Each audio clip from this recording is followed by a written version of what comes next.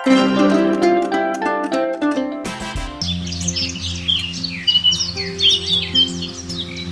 कहानी है उस इंसान की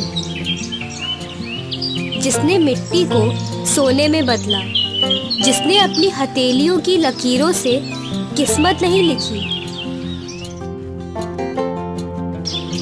बल्कि अपनी मेहनत से उसे तराशा। ये कहानी है रामदीन की, एक साधारण किसान जिसने अपनी जिंदगी का हर पल अपने बच्चों के लिए जिया। आज जब उसका शरीर थक चुका है, उसके मन में एक अनकही चिंता है। क्या उसने अपने बेटों को सही राह दिखाई है?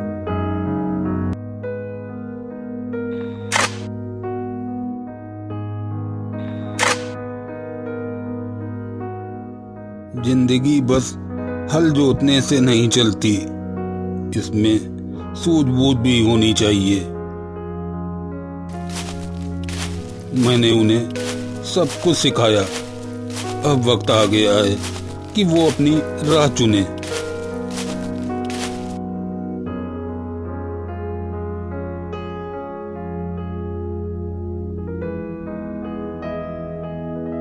पसीने से जमीन सींची है, पर बेटों की जिंदगी में बीज बोना उससे कहीं मुश्किल है।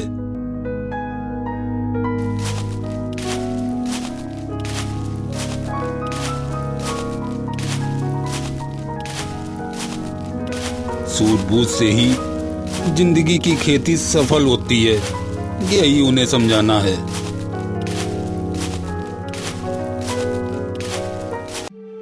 शाम ढल चुकी थी। रामदीन अपने परिवार के साथ बैठा था, लेकिन मन में एक सवाल था। क्या उसके बेटे उसकी तरह धैर्य और समझ से जीवन जी पाएंगे?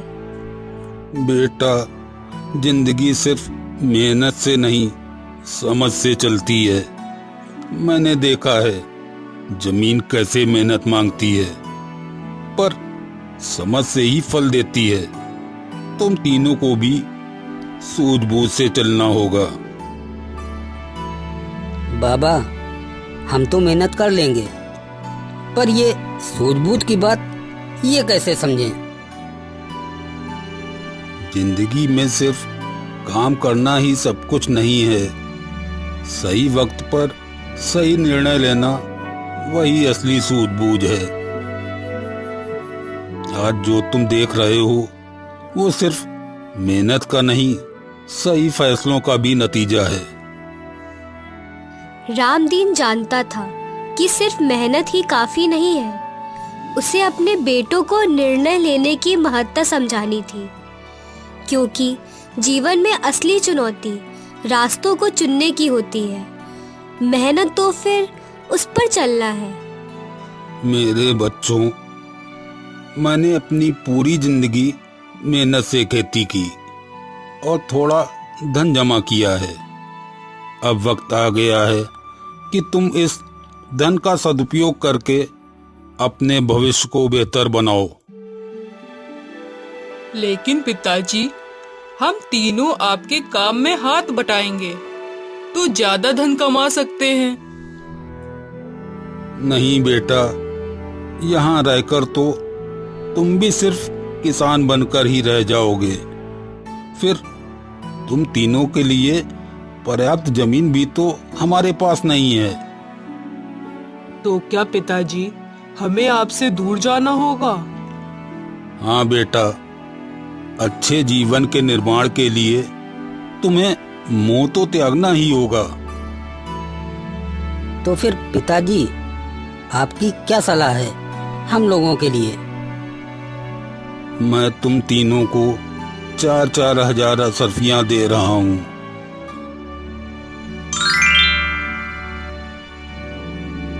इसे इस तरह काम में लगाओ कि तुम्हारा जीवन सुखी और संपन्न हो सके। रामदीन ने अपने तीनों पुत्रों को 4-4 हजार अशर्फियाँ दी और शेष 3,000 अपने पास रखी। उनके बेटों को अब खुद को साबित करना था। ध्यान रखना बेटों, तुम तीनों ऐसा कार्य करना जिससे न सिर्फ तुम्हारा धन बढ़े बल्कि तुम्हारा जीवन भी सुदृढ़ हो। जी पिताजी, हम आपको निराश नहीं करेंगे।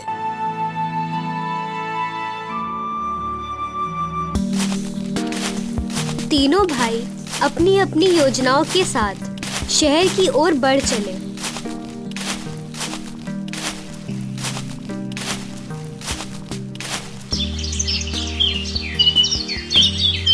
एक साल बाद जब वे अपने पिता के पास लौटे तो रामदीन ने अपने बड़े बेटे से पूछा कि उसने अपने धन का क्या किया। हाँ तो बेटा धर्मवीर, बताओ तुमने अपने धन का क्या किया? पिताजी, मैंने एक ऐसा अद्भुत आईना हासिल किया है जिससे मैं कहीं भी बैठकर किसी भी जगह का दृश्य देख सकता हूँ। बड़े बेटे धर्मवीर ने एक जादुई आईना अर्जित किया था जिससे वह किसी भी स्थान को देख सकता था।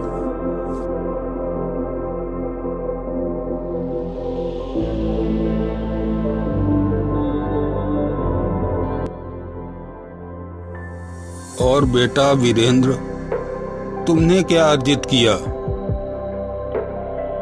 पिताजी, मैंने एक ऐसा घोड़ा हासिल किया है जो न केवल जमीन पर बल्कि हवा और पानी में भी तेजी से दौड़ सकता है।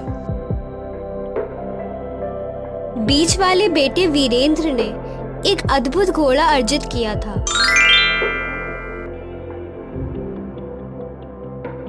जो हवा और पानी में भी दौड़ सकता था।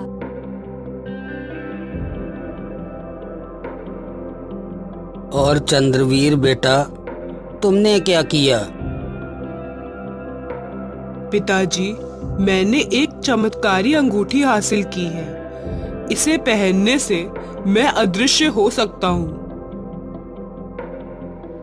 तीसरे बेटे ने एक ऐसी अंगूठी अर्जित की थी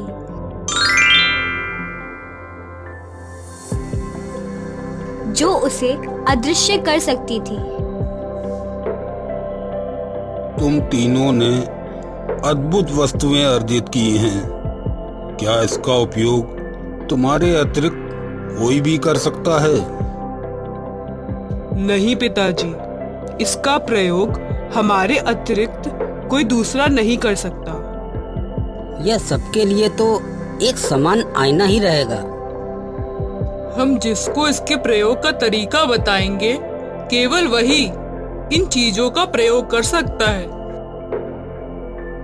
लेकिन इससे ना तो तुम्हारे धन में वृद्धि हो सकती है और ना ही इससे तुम्हारा जीवन यापन अच्छे से हो पाएगा। तुम्हें इसके बजाय अपने धन को व्यापार या खेती में लगाना चाहिए था। रामदीन ने अपने बेटों को समझाया कि उन्होंने जो अर्जित किया है उससे जीवन का स्थायी समाधान नहीं मिलेगा। तभी एक दिन राज्य के राजा वीरसेन की ओर से डुगडुगी पिटवाई जाती है। सुनिए सुनिए, राज्य की राजकुमारी अन्विता का एक तांत्रिक काल सिद्धि द्वारा अपहरण कर लिया गया है। जो भी उसे सही सलामत वापस लाएगा उसका विवाह राजकुमारी के साथ किया जाएगा। सुनिए सुनिए।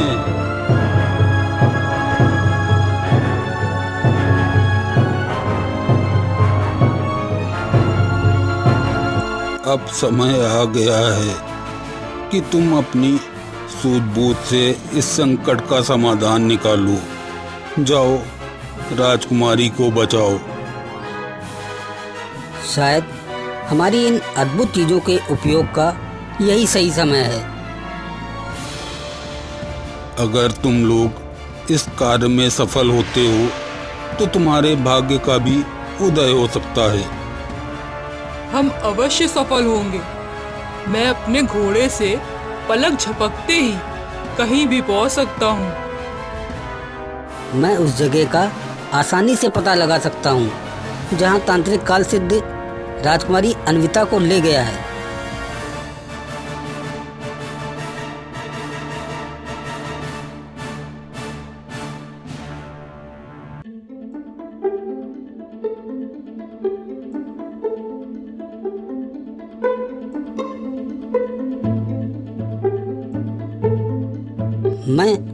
मैं आईने में देख रहा हूँ तांत्रिक राजकुमारी को पहाड़ों के पार एक किले में ले गया है। हमारा घोड़ा हमें वहाँ हवा से भी तेजी से पहुँचा देगा। लेकिन तांत्रिक जिस किले में राजकुमारी को ले गया है वहाँ बहुत से दानवों का पहरा है। मैं किले तक तो शीघ्रता से पहुँच सकता हूँ, लेकिन काल सिद्ध व पहरेदारों का सामना नहीं कर सकता। तो अब मेरी बारी है। मैं इस अंगूठी की सहायता से अदृश्य होकर राजकुमारी को बचा लाऊंगा। इस तरह धर्मवीर ने आईने की मदद से काल सिद्ध के किले का पता लगाया।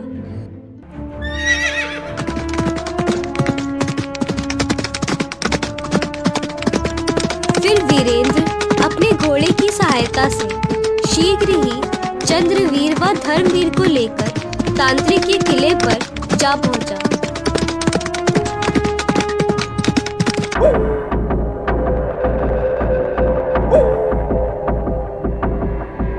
तांत्रिक का महल अंधेरे और रहस्यमयी वातावरण से घिरा हुआ था।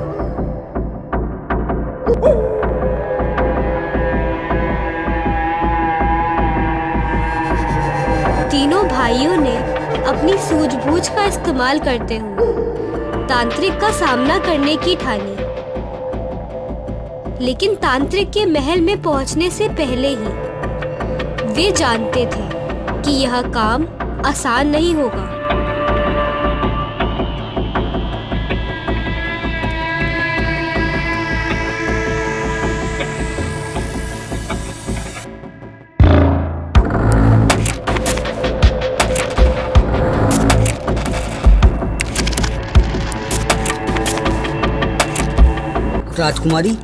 राजकुमारी वहां कैद है।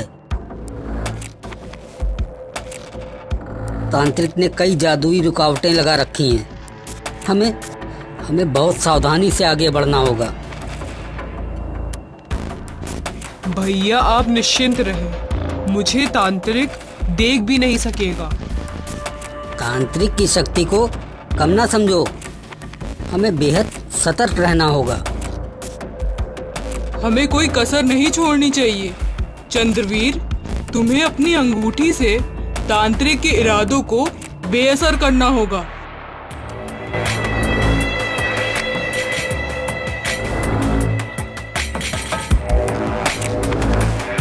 चंद्रवीर अदृश्य होकर महल में चुपके से प्रवेश करता है।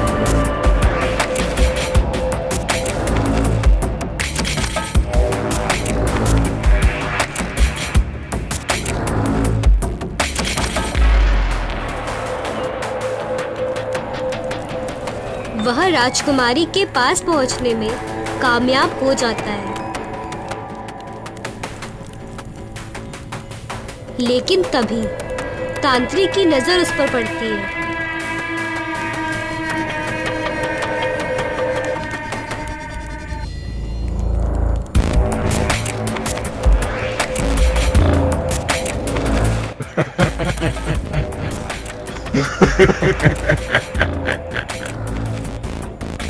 अरे वाह, अदृश्य होने का खेल खेल रहे हो।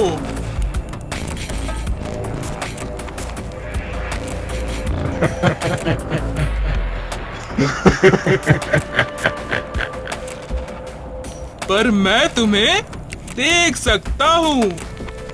इस अंगूठी से तुम मुझे धोखा नहीं दे सकते। डरो मत राजकुमारी, मैं तुम्हें बचाने आया हूँ।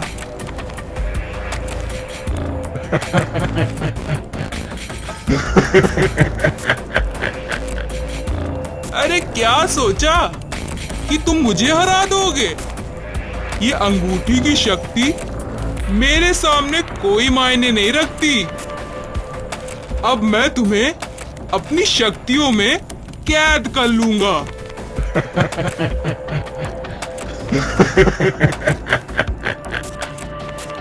अब तुम्हारी हार तो निश्चित है। मुझे लगा ही था तुम यहाँ जरूर आओगे, लेकिन तुम्हारी चालें मेरे जादू के सामने नहीं चलेंगी। तांत्रिक एक मंत्र का उच्चारण करता है, जिससे कमरे में एक जादुई घेरा बन जाता है और छोटा भाई उसमें फंस जाता है। तभी धर्मवीर और वीरेंद्र ने तांत्रिक को रोकने की योजना बनाई। मेरा आईना तांत्रिक की शक्तियों को कमजोर कर सकता है। हमें एक साथ उसकी शक्तियों को बेअसर करना होगा। धर्मवीर ने कुछ बुदबुदाया और अपने आईने को तांत्रिक की ओर मोड़ा।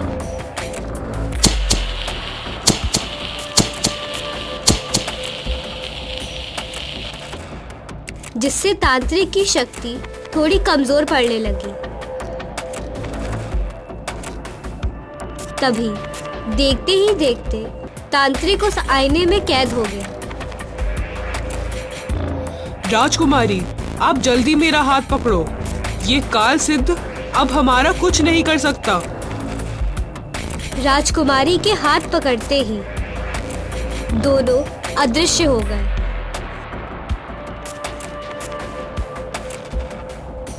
तुम मुझे नहीं हरा सकते। मेरी शक्तियां नहीं। तांत्रिक कैद हो चुका था।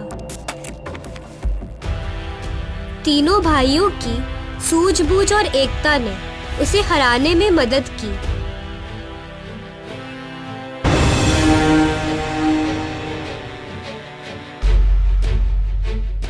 आप तीनों ने राजकुमारी की रक्षा कर हमारे राज्य का उद्धार किया है।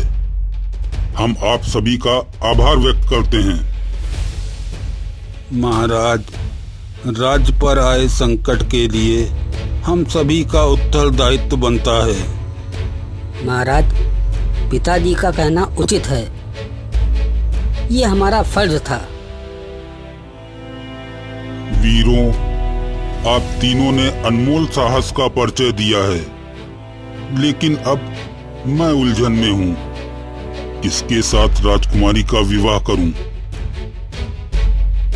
महाराज, गुस्ताखी माफ, लेकिन यदि राजकुमारी अन्विता ही इसका निर्णय ले तो उचित होगा। रामदीन, मैं आपकी बात से सहमत हूँ। यही उचित होगा। राजकुमारी एक एक भाई की ओर देखती है। उनके साहस और समझदारी से प्रभावित होती है। आप तीनों ने मुझे बचाने में अपनी सूझबूझ और साहस का परिचय दिया, लेकिन अगर धर्मवीर का आईना ना होता तो आप दोनों जानते ही नहीं कि मैं कहाँ हूँ। इसलिए मैं बड़े भाई को अपना जीवन साथी चुनती हूँ।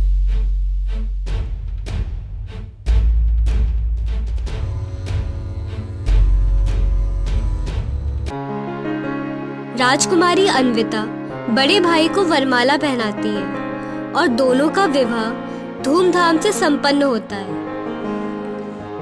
रामदीन, तुमने इन बच्चों को न केवल धन बल्कि धैर्य और बुद्धिमत्ता का भी पाठ पढ़ाया है। मैं तुम्हें राज्य का प्रधानमंत्री नियुक्त करता हूँ। तुम्हारी सूझबूझ से हमारा राज्य और समृद्ध होगा।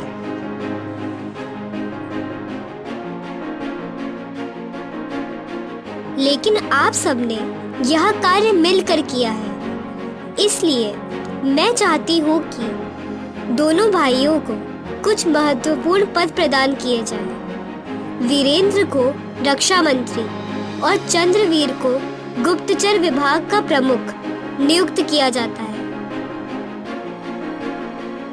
सभी भाइयों को उनकी मेहनत और सूझबूझ का पुरस्कार मिला। यह उनके अद्वितीय गुणों का प्रतिफल था कि उन्होंने अपने पिता की तरह राज्य में एक सम्मानित स्थान प्राप्त किया। यही सच्ची सूझबूझ की जीत है। एकता, साहस और बुद्धिमानी से जीवन में हर बाधा का समाधान हो सकता है।